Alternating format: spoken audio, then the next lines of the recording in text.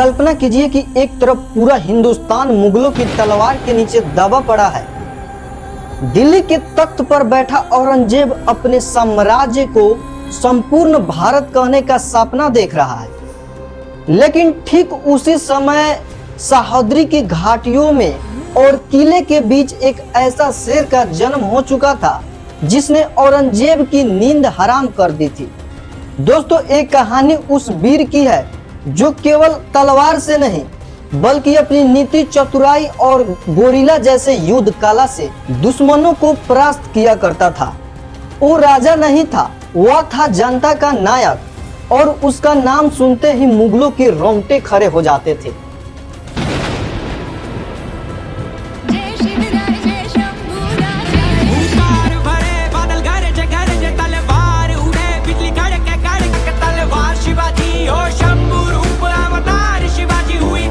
जी हाँ, छत्रपति शिवाजी महाराज।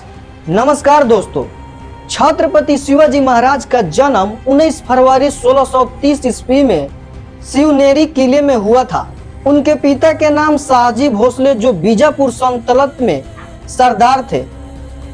उनकी मां जीजाबाई जिन्होंने शिवाजी को बचपन से ही धर्म, शौर्य और स्वराज की भावना भरी। कहा जाता है कि बचपन से ही छत्रपति शिवाजी महाराज एक अलग स्वभाव के थे। वह अन्य बच्चों की तरह खेलने में नहीं बल्कि युद्ध, घुड़सवारी और रणनीति में रुचि रखते थे। किशोर अवस्था में उन्होंने शपथ ली थी कि हिंद स्वराज की स्थापना करेंगे। उनकी मां उन्हें रामायण और महाभारत की कहानी सुनाया करती थी, जिसके चलते उनके अंदर धर्म और राष्ट्रभक्ति की भावना गहरी होती चली गई। और 16 साल की उम्र में उन्होंने पहली बार बीजापुर किले के तोहरा पर अपना कब्जा किया। यह घटना मराठा साम्राज्य का नींव साबित हुआ। छत्रपति शिवाजी महाराज छोटे छोटे सेनाओं के साथ बड़े बड़े युद्ध जीतना शुरू किए। उनकी सबसे बड़ी ताकत थी उनकी गुरिल्ला युद्ध पद्धति। वे जंगलों, पहाड़ों और रात के अंधेरे का इस्तेमाल करके दुश्मन को चकमा दिया करते थे और इसी रणनीति ने उन्हें अजय बना दिया। और कई बड़े किले पर कब्जा करके उन्होंने मराठा साम्राज्य की नींव को और मजबूत किया। बीजापुर सल्तनत का सेनापति अफजल खान ने छत्रपति शिवाजी महाराज को धोखे से मारने का साजिश बना रहा था और एक समय प्रतापगढ़ किले पर दोनों का मुलाकात होता है और अफजल खान ने गले मिलने का नाटक किया और खंजर निकाला। लेकिन छत्रपति शिवाजी महाराज ने बाघ नख और बिछुआ खंजर से अफजल खान को मार दिया। और छत्रपति शिवाजी महाराज की ताकत को देखकर औरंगजेब चिंतित हो गया। उसने अपने सेनापति को भेजा, लेकिन शिवाजी महाराज ने अपनी रणनीति से हर बार जीतते चले गए।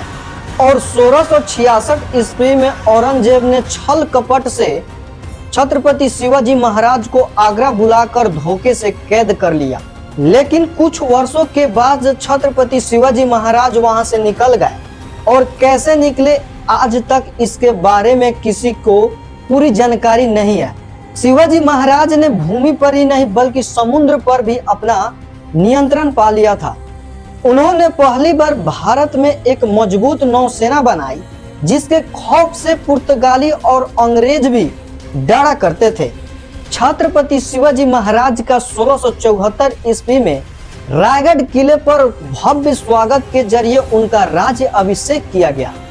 यह एक समारोह नहीं था बल्कि हिंद स्वराज की सपने की पूर्ति थी। इस उपाधि ने उन्हें जनता का सच्चा राजा बना दिया। छत्रपति शिवाजी महाराज एक योद्धा नहीं बल्कि कुशल शासक थे।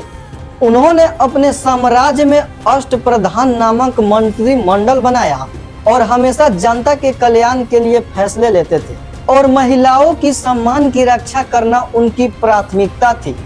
और 1680 में रायगढ़ किले में छत्रपति शिवाजी महाराज का मृत्यु हुआ और आधिकारिक तौर पर कहा जाता था कि वे बुखार से मरे थे। और कई इतिहासकार मानते थे कि उनकी मृत्यु रहस्यमयी थी और उनकी मृत्यु इतिहास का एक अनसुलझाया रहस्य आज भी है। शिवाजी महाराज का साम्राज्य उनके बाद उनके पुत्र संभाजी महाराज ने संभाला और शिवाजी महाराज का नाम अमर हो गया। और आज भी केवल वे महाराज ही नहीं बल्कि उनकी वीरता संपूर्ण भारत में एक विशाल पर्वत की तरह अटल है। दोस्तों, छत्रपति शिवाजी महाराज का जीवनी केवल युद्ध और राजनीति का कहानी नहीं बल्कि एक प्रेरणा है। उनकी कहानी से हमें यह सीख मिलती है कि सच्चा राजा वह होता है जो अपनी जनता और प्रजा के हित के लिए जीता है और मरता है। अगर आपको यह वीडियो अच्छा लगा हो तो लाइक, शेयर और सब्सक्राइब जरूर कीजिएगा। और हाँ, कमेंट में बताइएगा कि छत्रपति शिवाजी महाराज का कौन सा पहलू आपको प्रेरणादायक लगती है।